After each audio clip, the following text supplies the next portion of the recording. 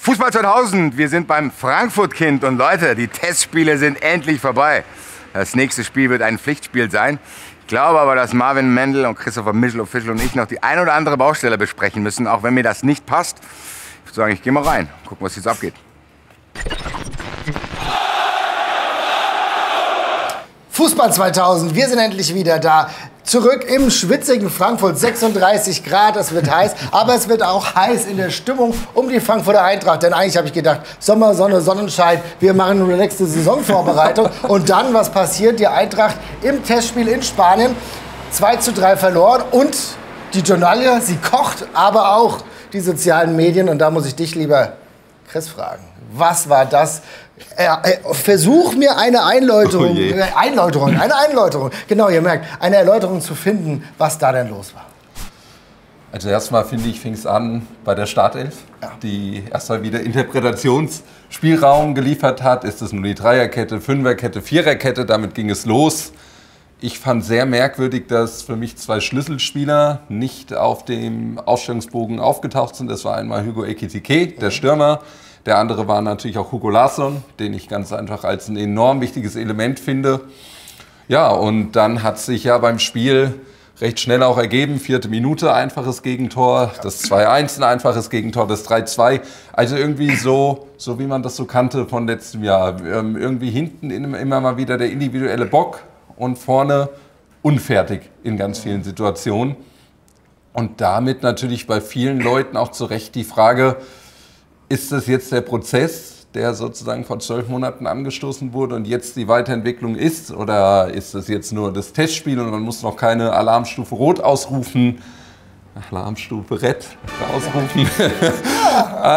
aber nein, man muss da schon irgendwie die Balance wahren. Aber diese Balance würde ich mir halt auch im Spiel der Eintracht so ein bisschen mehr noch wünschen. Ich merke schon, du bist wesentlich gezügelter, als du so im Vorgespräch warst. Ich merke schon, vielleicht kommt da noch das restliche Feuer raus. Das restliche Feuer, ja, hat man auf jeden Fall beim Gegner, muss ich sagen, gemerkt. Und wenn ihr euch aber die Frage stellt, Leute, was ist jetzt mit euch los? Es war ein Testspiel. Ja, es war ein Testspiel, aber wir reden trotzdem darüber, weil es war das erste Testspiel, bei dem ich schon sagen kann, endlich war mal ein Knacker da. Weil wir hatten davor Testspiele, wir reden gleich vielleicht auch noch über das Spiel mit dem RSV, wo man eigentlich relativ wenig draus ziehen konnte. Und das ist jetzt eigentlich so am Ende der Vorbereitung. Es geht Richtung Braunschweig. So das Spiel, wo man sagt, ist das schon eine Richtungsbestimmung, Basti? Ist das denn schon eine solche? Für mich nicht. Ich versuche Testspiele so ein bisschen zu ignorieren, weil ich erinnere mich an keine Erkenntnisse, die ich jemals in irgendwelchen Testspielen gewonnen hatte, wo ich dann dachte, okay, da hat es angefangen, irgendwie schief zu gehen. Kockmans war damals genau richtig gut bei der Saisonvorbereitung. Besuschkow und bla bla bla. Und was hatte man schon für Diskussionen in der Vorbereitung? Aber natürlich habe ich auch eine gewisse Latenz in mir, die diese Unruhe auch schon in sich trägt. So zu denken, okay, da war ein langer Prozess und man hat irgendwie einfach schon die Hoffnung gehabt, dass man ein bisschen mehr jetzt schon im Flow ist und auch mit einer positiveren Einstellung jetzt schon irgendwie an den Start geht, dass alle, inklusive Umfeld, Mannschaft, Trainer, alle möglichen Leute einfach Bock auf dieses erste Pflichtspiel haben. Und so ein bisschen hast du das Gefühl, es sind schon noch kleine Dinge, die haken. Ich probiere das so auszudrücken, dass es noch kleine Dinge gibt, die haken oder kleine Irritationen, die ich in mir trage, die vielleicht so ein bisschen diese ultimative Vorfreude verhindern. Aber ich bin weit davon entfernt, in diesen Kanon einzustimmen, der jetzt schon Panik macht. Also ich habe die wildesten Diskussionen gesehen. Ich habe Leute gesehen, die richtig Angst haben, die jetzt schon keinen Bock mehr auf die Saison haben. Da gehöre ich überhaupt nicht dazu. Ich habe dieses, was ein Fußballfan immer hat, dieses, jeden Sommer geht's neu los, immer die neue Naivität und es wird schon alles geil und der wird geil. Noch bin ich in diesem Team. Ja, aber du sagst leichte kleine Fehler und da müssen wir uns natürlich mal die Fehler angucken. Und du hast vollkommen zu Recht gesagt, in der Abwehr war relativ viel Vogelwild. Ja, da muss man natürlich sagen, wo fängt denn die Abwehr an? Ne? Aber vor dem 0:1 habe ich mir nochmal aufgeschrieben. Ne? Natürlich könnte man auch über Trapp sprechen, wie er da halb motiviert rausgelaufen ist. Ja? Aber gleichzeitig funktioniert das Abseits nicht. Beim 2:1 hast du bei der Zuordnung, war es komplett Fehlanzeige. Du wusstest nicht, was das sollte. Eigentlich auch ein Ball, der vielleicht sogar auch für Trappen irgendwo haltbar gewesen wäre. Da ist es aufgrund der Schnelligkeit ein bisschen schwierig gewesen, aber gerade vor dem 2:3, das war auch wieder, also Abwehrfehler, ja, der dann überhaupt dazu geführt hat. Aber wir merken, natürlich ist Pacho, über den wir gleich noch sprechen werden, ein wichtiger Baustein, der uns jetzt fehlt. Aber es ist gleichzeitig so, dass du kurz vor der Saisonvorbereitung vielleicht auch in der Lage sein musst, einen Spieler, von dem du wusstest, dass er potenziell geht, immer austauschen zu müssen. Aber das schafft die Eintracht offenbar nicht. Offenbar nicht. Ich fand, also wie gesagt, die Ausstellung war mir erstmal lange Zeit unklar. Dann hat irgendwann der Kollege Julian Franzke dann unter meinen Tweet geschrieben, kann auch eine Viererkette sein. Dann war das irgendwie so ein Hybrid wieder. Ja. Mal hat es das Gefühl, jetzt. Das ist wie mit diesem Bild, erinnert euch an dieses Kleid, ist das jetzt Gold oder Blau, wo Familien dran zerbrochen sind. Kennst du noch die Bilder, die du nah ranhalten musst, genau, damit du was siehst? Das ist doch eine Viererkette, das ist eine Fünferkette, ganz klar. Fünferkette, ist der jetzt hängen? Und ich erkenne da kein Gesicht. Ja, ja, aber das finde ich ist schon irgendwie so ein bisschen so ein Problem, dass du erstmal die Bastelarbeit beginnst. Wo spielt tut er heute? Ist er Sechser? Auf einmal ist dann beim Spielaufbau natürlich, was ja auch logisch ist, lässt sich Mario Götze mal wieder tiefer fallen, dann Elias Giri. Was mir halt am meisten fehlt, und das ärgert mich, es ist diese sogenannte Bewegung ohne Ball. Und das ist etwas, was mich nervt. Dadurch hast du einfach das Gefühl, dass es überhaupt keine zusammenhängenden Spielzüge in dem Sinne geht. Du hast einfach das Gefühl, hinten die 4, 5 sind auf sich alleine gestellt. Macht es mal da hinten und sobald der Ball über die Mittellinie geht, kommt dann die individuelle Klasse von Mamouche, Ekitike, wie sie alle heißen, zum Greifen. Und dadurch ist natürlich die Abwehr am Ende dann auch die ärmste Sau. Dass du halt in der 4. Minute das erste Mal schon ausgekontert wirst, ist eine Katastrophe. Dass du beim 2-1, da geht der Nathaniel Brown, wird draußen behandelt und die Seite wird zum Flanken völlig freigelassen. Ja. So eine Art so, wir sind ja, also, dass da auch nicht schnell genug geschaltet wird. Jetzt ist einer zur Behandlungspause draußen, da könnte ja eine kurze Ecke kommen. Trapp würde ich bei beiden Gegentoren tatsächlich aus der Verantwortung nehmen. Da müssen wir, glaube ich, über andere Themen sprechen. Aber jetzt bei den Gegentoren würde ich die Torwartdiskussion nicht aufmachen. Und das dritte Gegentor, ich meine, der arme Aurel Amenda, da können wir auch noch mal gesondert drüber reden. Der kommt gerade aus einer schwierigen Verletzung, junger Spieler, da sollte man, aber es reiht sich halt ein, dass du diese Masse an individuellen Fehlern, die du auch schon gegen den FSV Frankfurt am Mittwoch gesehen hast, dass es sich irgendwie so nahtlos einreiht. Muss man natürlich auch mal festhalten, der Viertligist FSV Frankfurt, an dem Mittwoch sogar ein ganz guter Gegner, muss man sagen. Ich glaube, die haben ihren Job ordentlich gemacht. Ja. Abgesehen davon, dass ich einige Irritationen spürte, nachdem ich festgestellt habe, dass die Eintracht, das zweite Testspiel für die Eintracht an diesem Mittwoch schon war. Und ich gedacht habe, ach, okay, ich wusste gar nicht, dass sie noch eins hatten. Ja, wir wussten es alle nicht. Ich glaube, viele Fans wussten es auch nicht, was irgendwie auch damit bedeutet, dass ja auch bedeutet hat, dass viele Spieler nicht da waren, von denen man eigentlich gedacht hätte, dass sie spielen würden. Ich habe einige Einwechselspieler gesehen, die ich so noch gar nicht so großartig kannte. Also für mich war das dann auch wie für Angela Merkel damals das Internet Neuland. Ja, also insofern, oh Gott, jetzt haben wir so ein Zeichen gemacht, wie Rapper, wie dieser Diamant. Also meine Frage stellt sich, wir reden hier natürlich über Einzelfälle, aber kann das auf ein größeres Ganzes gebrochen werden, dass man sagen muss, die Eintracht, sie hat ein paar Baustellen, die sie noch nicht gut genug bearbeitet hat?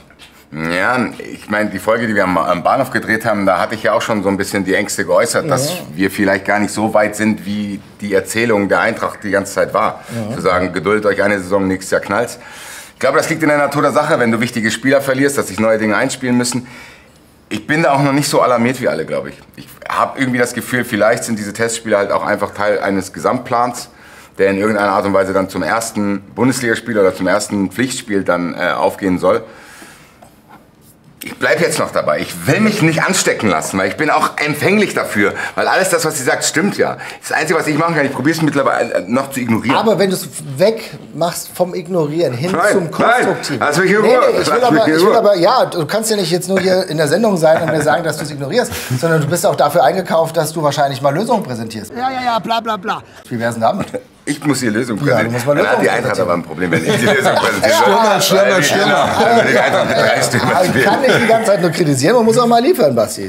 Ich habe doch gar nichts kritisiert. Das ist ja genau das Ding. Ich will ja ein bisschen den Gegenpart spielen, zu sagen, so Leute, das ist immer noch Vorbereitung, das ist ein Testspiel gewesen, da sind Dinge, die sich einspielen müssen. Ich hoffe trotzdem, vielleicht bin ich naiv, ich bin der Meinung, dass sie trotzdem einen Plan haben. Und wenn das nicht so ist, dann kriege ich wirklich Angst. Und dann ignoriere ich vielleicht auch die Dinge, die jetzt noch nicht passieren. Weil die Diskussion, was haben wir für Diskussionen angefangen? Über Trapp will ich nicht diskutieren. Das wird auch genug gemacht. Verstehe ich überhaupt nicht. Für mich ist Kevin Trapp ein guter Torwart. Und die Diskussionen, die da auch im letzten Jahr schon angefangen haben, von wegen, dass er fußballerisch nicht ins System passt. Gut, das kann sein, meine Güte.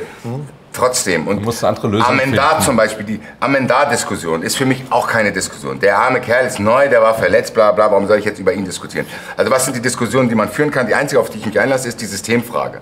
Zu sagen, okay, ist das eine Viererkette, ist das eine Fünferkette? und was wird die Startaufstellung im ersten Spiel sein. Alles andere, was ich jetzt ableiten könnte, ist vielleicht nächste Woche schon wieder egal. Und das ist eigentlich das, was ich nur einordnen will.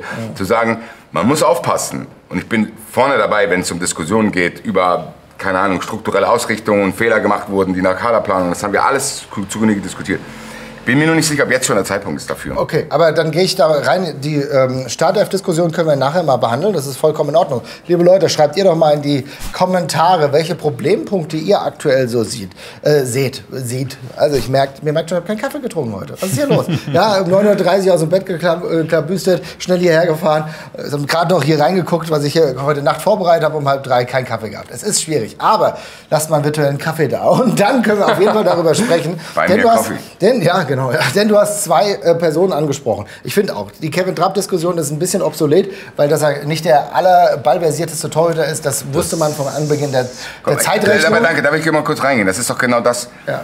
Das weiß man ja. Ja, natürlich. Du kannst ja nicht gucken, du kannst ja keine Planung starten und dann plötzlich sagen, ja, der passt nicht in mein System, ich spiele das trotzdem. Ja. Kevin Trapp ist eine Institution seit Jahren. Genau. Und ich kann ja nicht überrascht sein davon, dass der an gewissen Stellen vielleicht, und ich weiß auch nicht mal, ob das stimmt, aber an gewissen Stellen angeblich nicht die Fähigkeit hat, dann dieses System, ja, dann macht das System halt nicht. Genau. So, was soll das heißen? Halt nicht ein. So, oder halt auf eine Art und Weise, die er dann handeln kann. Du kannst ja. Oder, wenn du es unbedingt willst, dann musst du halt den anderen Torwart holen.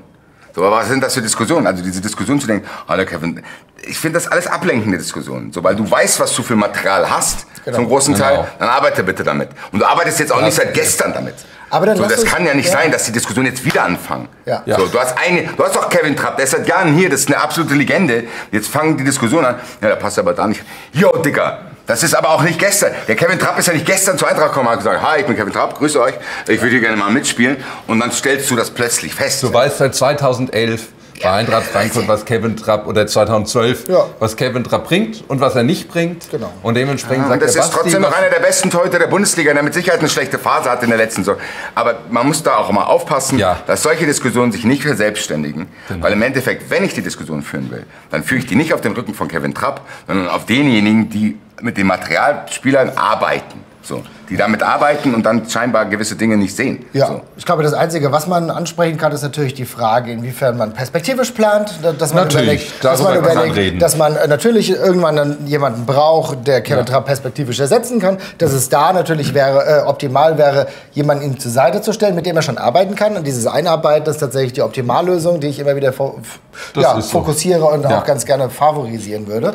Das müssen wir abwarten, aber ich finde den wesentlich relevanteren Punkt, und da hast du mit Ormanda jemanden angesprochen, der schon relativ viel Kritik abbekommt, was ich natürlich auch völlig absurd finde. Erinnern wir uns an die erste Diskussion, die wir zu Ormanda geführt haben, vor einigen Wochen. Da hast du auch gesagt, wartet mal ab, der Junge, da muss erst rankommen. Der hat in der Schweiz gespielt, hat zuletzt ja auch dauerhaft nicht mal dauerhaft gespielt, war ja verletzt. Da muss man diese Geduld haben, oder? Also ich finde, der wurde einfach... Das ist eine schwere Verletzung, die der Junge hatte. Also ich blicke da immer nach München. Ich habe da mit einem drüber geredet. Da gibt es ein Talent namens Tarek Buchtmann, der auch so eine Verletzung hatte, zu schnell wieder eingestiegen ist und ein ganzes Jahr eigentlich dann raus war, weil er zu schnell eingestiegen ist. Und dass nach so einer Verletzung, das vielleicht auch im Kopf hast und noch nicht ganz so befreit aufspielst.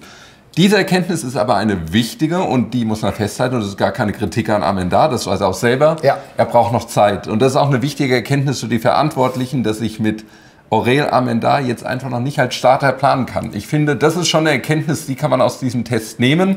Und das ist auch eine völlig wertfreie Erkenntnis, wie Amendas Weg in den nächsten 5 Jahren, das Projekt ist ja auch nicht nur mit ihm auf ein Jahr ausgelegt, sondern er hat einen 5-Jahres-Vertrag, dass du ganz einfach die Abwehr schnellstmöglich verstärken muss. Und wenn es jetzt wirklich so ist mit Kouliarakis, dass das morgen nach dem Spiel alles schnell gehen sollte und du dich dann mit PAOK die letzten Details klärst und der am Mittwoch da ist das alles kein Problem. Wenn sich aber PAOK weiterhin querstellt, dann musst du andere Lösungen finden. Ob das jetzt der gestern gerüchtete Udokai sein sollte oder nicht, weiß ich gerade aktuell nicht. Ich nenne den Namen nur, weil er halt eben im Netz schwirrt, aber einordnen kann ich den Namen noch nicht großartig, aber du brauchst jetzt schnellstmöglich eine Verstärkung für diese Abwehrkette, damit ganz einfach schon in 7 Tagen, dass ich da jetzt schnellstmöglich einfach weiter eingespielt werden kann und diese Defensive auf ein Niveau kommt, dass man vielleicht auch mal wieder zu 0 spielen kann. Ja, das ist sehr richtig und sehr viel Weises, was du hier sagst.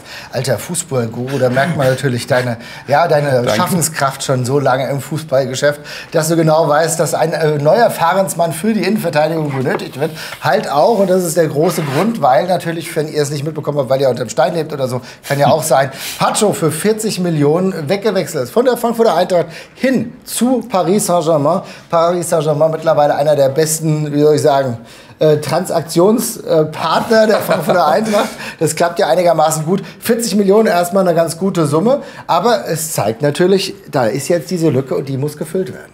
Ja, tatsächlich ist es so. Die Eintracht war vorbereitet. Also so schnell wie das jetzt ging, hat man ja auch jetzt noch genug Zeit. Also das ist ja das, was wir auch gefordert haben, dass das nicht so Last-Minute-Dinger werden.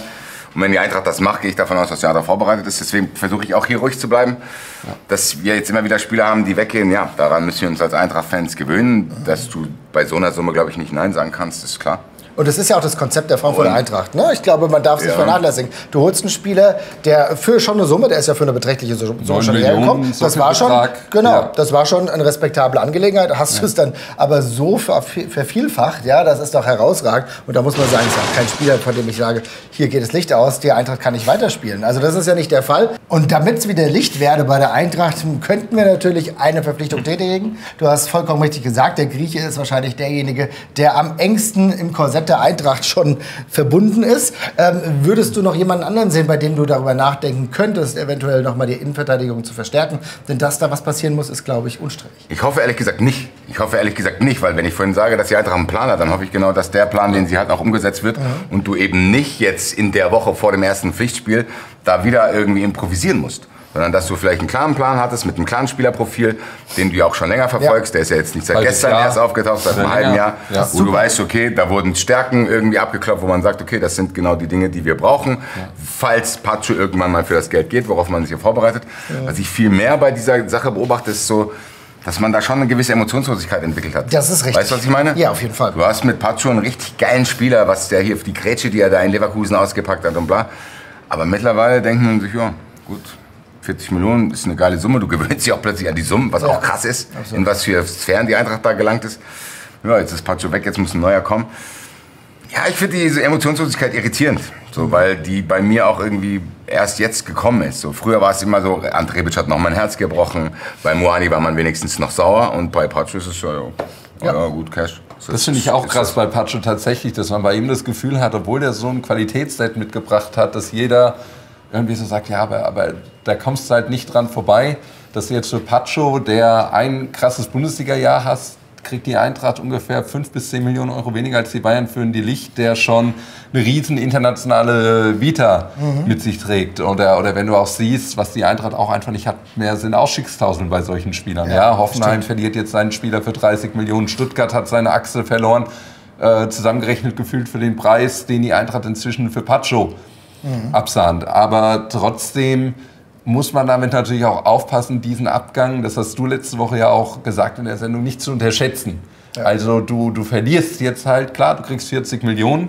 Ja, du verlierst einen deiner besten Spieler. Du verlierst halt auch Klar. einen Spieler, der in der Boxverteidigung von Dino Topmöller mal als Weltklasse bezeichnet wurde. Also es bleibt spannend und es ist halt auch immer ein schmaler Grat. Und dieser schmale Grat, der trägt uns natürlich dann auch zu den kommenden Spielen, wo du dann halt merkst, okay, jetzt müssen wir halt schnell in diesen Austausch kommen. Ne? Ja. Denn es ist natürlich so, dass die Eintracht nicht mehr viel Zeit hat. Wir stehen jetzt eine Woche vor dem wichtigen Spiel in Braunschweig. Das ist das erste Pflichtspiel, das ist das DFB-Pokalspiel. Eine brisante Partie allein, weil Braunschweig auswärts bzw. für Braunschweig daheim immer schwierig zu bespielen sind. Und da muss die Eintracht mit ihrer Aufstellung einigermaßen ein Konzept haben. Und dieses Konzept ist natürlich genau das, was gerade viele vermissen lassen. Du hast aber natürlich auch angesprochen, es gibt natürlich auch positive Sachen. Ich darf und will auch nicht unterschätzen, dass jetzt in Spanien es durchaus ein paar positive Elemente gab. Ja. Dass Matanovic mittlerweile schon zeigt, dass er eigentlich in jeglicher Situation bei der Eintracht reinkommen kann und seine Qualität auch überall zeigen kann, nicht nur in der zweiten Liga. Das fand ich tatsächlich sehr, sehr positiv. Und wenn wir schon über die wackelige Verteidigung sprechen,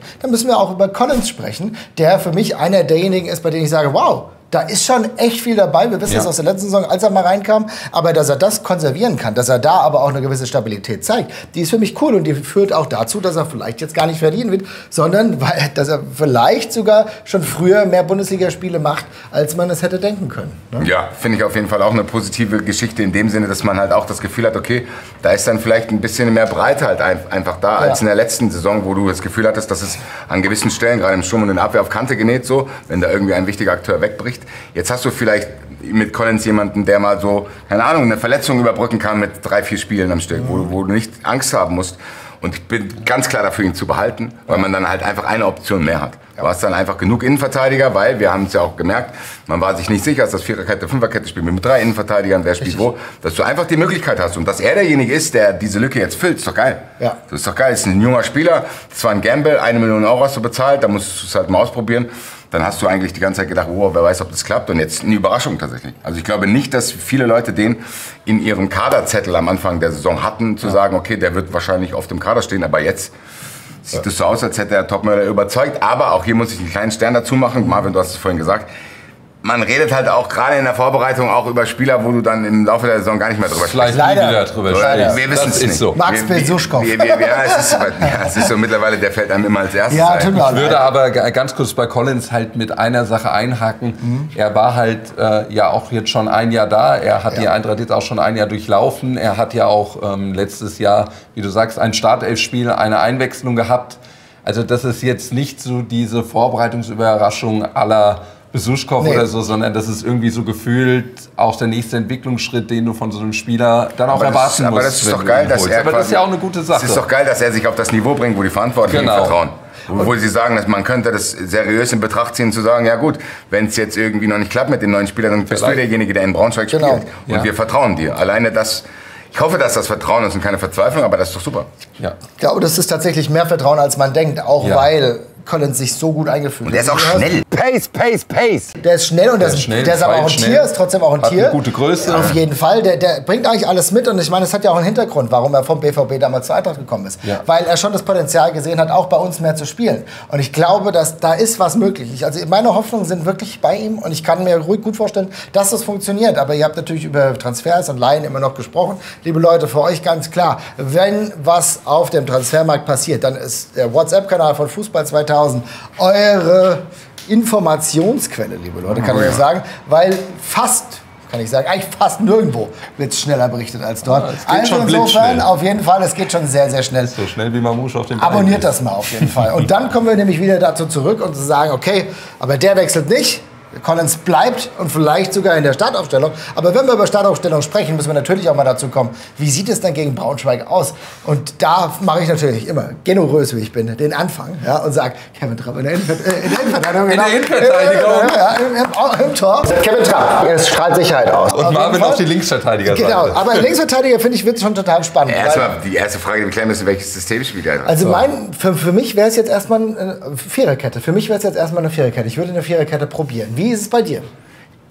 Ich weiß es ehrlich gesagt nicht, ob ich es probieren nennen würde, aber ich gehe davon aus, dass die Eintracht Fünferkette spielt. Also alle diese Eindrücke, die ich in den Testspielen gewonnen habe, natürlich, man muss auch eins dazu sagen, wenn du eine Aufstellung auf dem Blatt schreibst, Leute, dann kann die sich auch im Spiel ändern. Die bewegt sich so ein bisschen. Ja, es wäre auch blöd, wenn die Eintracht die statischste Mannschaft der Bundesliga wäre und sagt, ich darf da nicht zu dir laufen, weil ich bin ja hier festgetackert. So, nein, natürlich verwandelt sich das auch situativ in Viererketten. Das hatten wir übrigens in den Jahren vorher auch schon. Ja. Dass wenn quasi der eine mitgeht, dass ja quasi der rechte Innenverteidiger die Viererkette auf der Seite zumacht. Dass das dann auch 4-4-2 wird, so, das ist alles völlig normal. Dass du im Ballbesitz und wenn du nicht den Ball hast, verschiedene Ausrichtungen hast, ist klar. Aber ich glaube ehrlich gesagt, dass die Grundausrichtung, und so habe ich das beim FSV im Stadion erfunden und so habe ich es jetzt auch, dass das ist keine klare Viererkette, sagen wir es mal so. Mhm. Also eher Ausschussprinzip zu sagen, okay, das ist keine klare Viererkette, sondern die Eintracht braucht scheinbar, die Eintracht braucht den geistigen Hasebe immer auf dem Platz, diesen zentralen Innenverteidiger, der jetzt wahrscheinlich Robin Koch sein wird, der diesen Laden da zusammenhält. Deswegen gehe ich davon aus, dass die Fünferkette spielen. Und du? Ich gehe auch davon aus. Ich glaube jetzt auch erstmal, dass man sich auf die Fünferkette besinnen wird. Und finde, was auch lustig ist, Leute, es ist schon lustig, Marvin. Wie oft haben wir in den letzten Jahren geschrieben, so, aber nächstes Jahr, Adi Hütter hat es ausprobiert. Aber darf ich einmal, mich wundert es halt immer wieder, warum dieses System überhaupt so in Frage gestellt wird. Man hat damit so große Erfolge gefeiert. Das verstehe ich auch nicht. Muss ich ehrlich sagen. Und ich finde, die wollen es doch auch immer wieder. Es wird uns doch immer wieder gesagt, Marvin und ich stehen ja nicht mit dem Schild der Viererkette jetzt, sondern es wird ja auch immer uns erzählt. Genau. Sozusagen. Und deshalb letzter Mann würde ich machen tatsächlich Robin auch. Ja. Und die beiden Innenverteidiger könnte ich mir zum Beispiel auch vorstellen, Christensen und Collins, dass du das so machst, weil ich bei Tuta sind es mir zu viele Wackler einfach wieder dabei, auch in diesem Spiel wieder. Ich meine, der Tölper verursachte Elfmeter, über den haben wir jetzt noch gar nicht gesprochen, aber da fehlt irgendwie. Ich glaube, für ihn ist es gerade auch nicht gut, was passiert, dass er auch wieder nicht weiß, auf welcher Position er wirklich eingeplant wird. Und dann springen ins kalte Wasser. Ich habe gesagt, Innenverteidigung, wie er eben schon gesagt hat. Also, ich sage Christensen, Koch und Collins werden die 3 Innenverteidiger sein, die gegen Braunschweig. Okay. Außer jetzt der Neuzugang kommt und startet in der ersten Trainingswoche dermaßen durch, dass Topmöller dann schon nicht an ihm vorbeikommt. Selbst dann wäre es wie jemand mit K. Gut, Collins fällt so ein bisschen raus, hört sich aber so ähnlich an. Also auf jeden Fall, ich finde das tatsächlich gar nicht so verkehrt. Wie ist dein Take dazu? Ich würde Collins und Tuta tauschen, da will ich mir trotzdem so ein bisschen die Erfahrung noch mit reinholen. Ja, aber bei mir ist es auch Christensen und Koch. Die haben mir auch einigermaßen gut gefallen. So, ich finde Christensen, der hat irgendwie schon was ausgestrahlt. So, also der hat auf jeden Fall irgendwie Bock, der ist motiviert. Ja, und ich gehe davon aus, dass der spielen wird. Ja, und dann am Ende, Und dann gehen wir ein bisschen ins defensive Mittelfeld jetzt. Ne? Und da hätte ich Larsson. Mir wird zu wenig über Larsson gesprochen, aber auch. Also ich finde das alles irgendwie gerade sehr merkwürdig. Was ist da denn los? Box-to-Box-Player schlechthin. Und ich finde, du hast sofort wieder gemerkt, die Kombi Skiri und Larsson, das war in der zweiten Halbzeit, die letzte halbe Stunde nochmal ein ganz anderes Spiel, weil das so dieser Verbindungsspieler ist, der einfach auch mal die Räume erkennt, wo man reinlaufen muss. Und die auch schon, ehrlich gesagt, in dem ganzen Konstrukt, was wir ja jetzt auch wieder hier ein bisschen trotzdem neu zusammenbasteln, weil Christensen ist neu, wenn der Tuta wieder zurück ist, auch mal. Die beiden, wenn wir von Weiterentwicklung und Eingespieltheit reden, die beiden haben das schon einigermaßen gemacht letztes Jahr. Und zwar gut. Skiri und Larsson hat hauptsächlich gut funktioniert. Ja. Bei dem, überwiegend gut. Aber ist doch so. Also es gab Spielphasen in der letzten Saison, wenn die beiden zusammen waren, wurde dieses ganze Konstrukt stabiler. Im Endeffekt sind es für mich die beiden Starter. Also das heißt, Skiri auf jeden Fall und Larsson sind die beiden, die zusammen in der Defensive wuchteln und wuseln im Mittelfeld. Und wie sieht es bei dir weiter vorne aus? Wir brauchen außen noch Spieler im Mittelfeld. Ich gehe mit dem Franzosen-Duo. Echt? Ich gehe mit dem Franzosen-Duo, weil ich einfach, erstmal fand ich, hat Nkunku eigentlich eine ziemlich disziplinierte Leistung gegen Valencia abgerufen. Das fand ich war seriös. Und ich bleibe auch weiterhin dabei, diese Power, die Dina Ebimbe hat. Auch wenn der, auch gegen Valencia, gibt es genug Argumente wieder zu sagen, das war nix und so. Aber dann war der halt da, hat das Tor auch wirklich gut gemacht, gut vollendet. Und dem musst du halt auch mal Vertrauen schenken. Ansgar Knauf ist jetzt gerade krank, war ja auch gestern, glaube ich, nicht mit bei der, beim Familien. Das heißt, das wirft ihn jetzt erstmal ein bisschen zurück.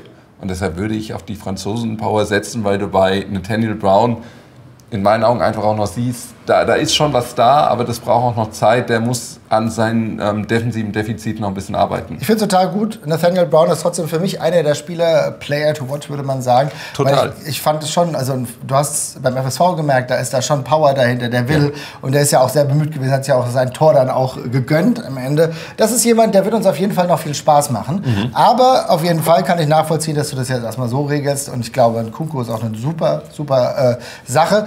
Bei Bimbe bin ich immer wieder überrascht, denn ich fand seinen Jubel sehr moderat. Natürlich ist es auch nur ein Testspiel, soll man nicht zu viel hineininterpretieren. Aber dann höre ich immer die ganzen Vögelchen, die so von den Dächern zwitschern und mir eigentlich schon mitteilen, dass Dina Ebimbe schon fast mit einem Fuß weg ist bei der Frankfurter Eintracht.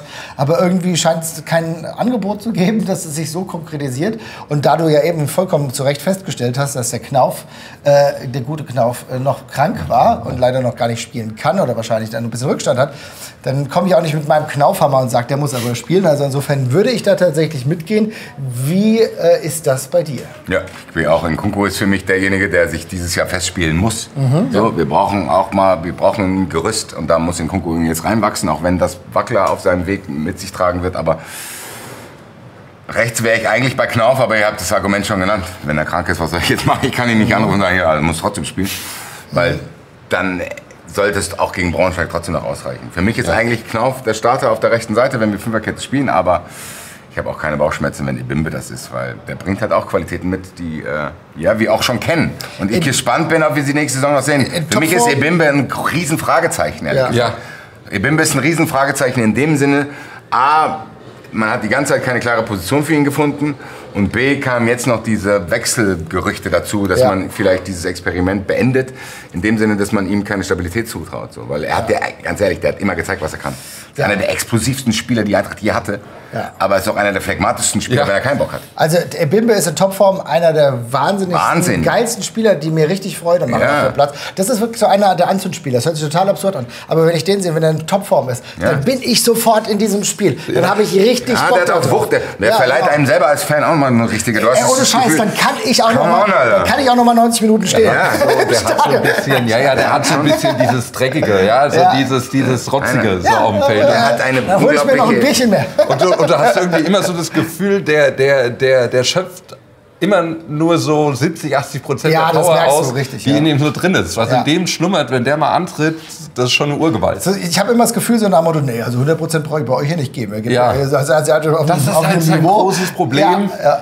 Ansonsten hätte PSG die Rückkaufoption für 20 Millionen diesen Sommer auch gezogen, wenn die normale Entwicklung bei ihm gelaufen wäre. Aber wir zollen ihm den Respekt und wir wollen ihn da sehen. Vielleicht ist diese Saison die absolute Breakout-Saison für Ebimbe. Da stellt sich aber natürlich die Frage, im Offensivverbund, mit wem? Ich hoffe, ihr habt mitgezählt. Ich habe natürlich nicht mitgezählt. Wir brauchen noch 3 vorne. 3 vorne. Jawohl. Er war in Mathe schon früher ein Genie und zeigt das auch hier bei Fußball 2000. Deswegen ist Basti bei Fußball 2000 und wird mir dann auch noch sagen... Meine Mathefähigkeit. Ja, auf jeden Fall. Was? Wegen der 2000.